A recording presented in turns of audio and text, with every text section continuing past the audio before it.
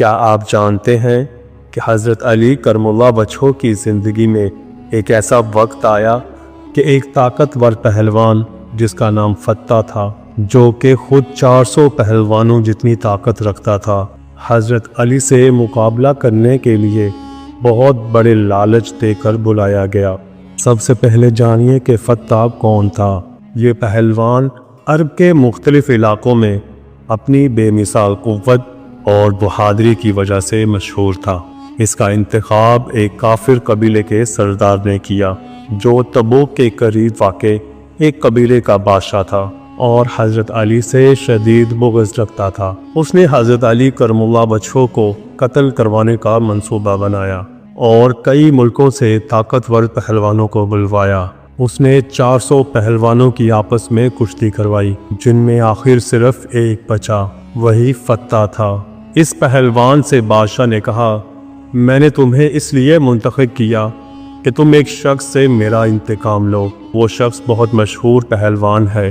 اگر تم اسے قتل کر کے اس کا سر میرے پاس لے آؤ گے تو میں تمہیں اپنی بیٹی کا نکاح دوں گا اور اپنی سلطنت کا آدھا حصہ بھی تمہارے حوالے کر دوں گا۔ چنانچہ مقابلے کی تیاری کی گئی۔ فتح 10 پہلوانوں، اپنے 2 بیٹوں اور نوکروں کے ہمراہ مدینہ کی طرف روانہ ہوا۔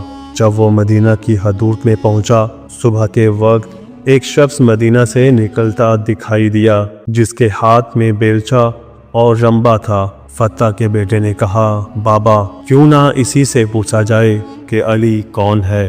وہ شخص جو خود حضرت علی کرم اللہ وجہہ تھے نے ان کی بات سنی اور فرمایا، پوچھو کیا پوچھنا چاہتے ہو۔ فتح کے بیٹے نے پوچھا، ہم ایک علی نامی شخص سے ملنا چاہتے ہیں، اس کا پتہ بتاؤ۔ حضرت علی کرم اللہ وجہہ نے فرمایا، پہلے تم مجھے ہرا دو، پھر میں علی کا پتہ بتا دوں گا، کیونکہ اس وقت علی کا پتہ بس مجھے ہی معلوم ہے۔ چنانچہ پہلا مقابلہ شروع ہو گیا۔ فتح نے جب سنا تو کہا، تلوار سے لڑیں گے۔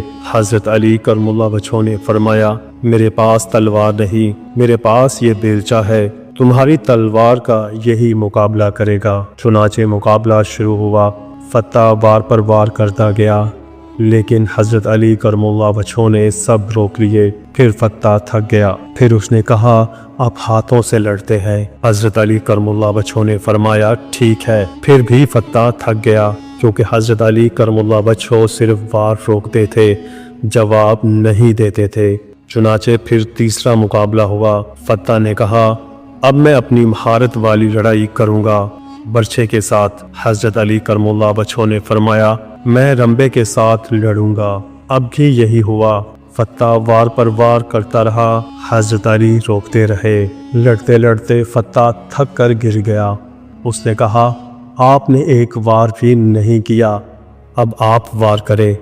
حضرت علی کرم اللہ وجہہ نے رمبا اوپر اٹھایا اور صرف اشارہ کیا تو فتح اوپر ہوا میں معلق ہو گیا۔ اس منظر کو دیکھ کر اس کے بیٹے اور نوکر بھی خوفزدہ ہو گئے۔ فتح چیخنے لگا، بس کیجئے، آپ جیت چکے ہیں، مجھے نیچے اتار دیجئے۔ حضرت علی کرم اللہ وجہہ نے نرمی سے اسے نیچے اتارا، رمبا اور بیلچہ زمین پر رکھا اور فرمایا، اب بتاؤ تمہیں کیا کہنا ہے۔ یہ تمام معاملات دیکھ کر فتح رونے لگا اور کہا، میں آپ کو قتل کرنے آیا تھا، لیکن اب مجھے معلوم ہوا کہ آپ کون ہیں۔ حضرت علی کرم اللہ وجہہ نے فرمایا، میں ہی علی ہوں جسے تم تلاش کر رہے تھے۔ فتح کانپنے لگا، کہنے لگا، میں ہار گیا ہوں، مجھے اسلام قبول کرنا ہے۔ حضرت علی کرم اللہ وجہہ نے اسے کلمہ پڑھایا اور اسلام میں داخل کر لیا۔